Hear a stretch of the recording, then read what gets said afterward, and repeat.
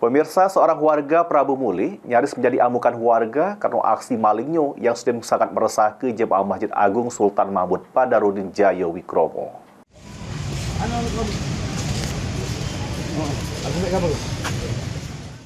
Edi Darmaji, warga Jalan KM 8 Prabu Mulih ini tampak tak berdaya dengan tangan diikat yang diamani oleh petugas keamanan Masjid Agung Sultan Mahmud Badarudin Jaya Wikromo karena ulahnya maling HP di jero masjid.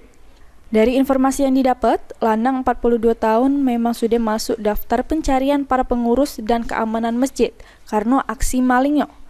Menurut keterangan anggota polisi Polrestabes Palembang, pelaku ini sudah 2 kali beraksi di masjid dengan modus eca-eca istirahat bersama warga lainnya. Pas korban lengah dan terteduk, barulah pelaku melancar ke aksi malingnya. Akibatnya korban bernama Muslim, warga Tanjung Rajo Ogan Ilir, harus kehilangan 1 unit HP merek Oppo A17. Selain itu, sebelumnya pelaku juga beraksi dengan modus yang sama dan korbannya merupakan budak kecil. Sekuritinya ada yang ingat bahwa CCTV ini terpantau caknya budak ini. Makanya kami datang ini. Karena sebelumnya 2 minggu saat lebaran, puasa puasa. Hilang HP Oppo A17.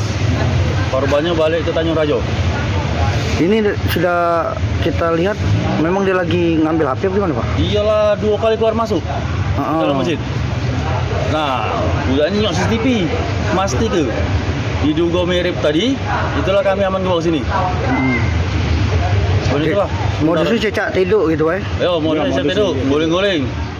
Selanjutnya pelaku diserahkan ke Polsek Ilir Barat 1 Palembang guna jalani pemeriksaan lebih lanjut. Heru Wahyudi, PAL TV.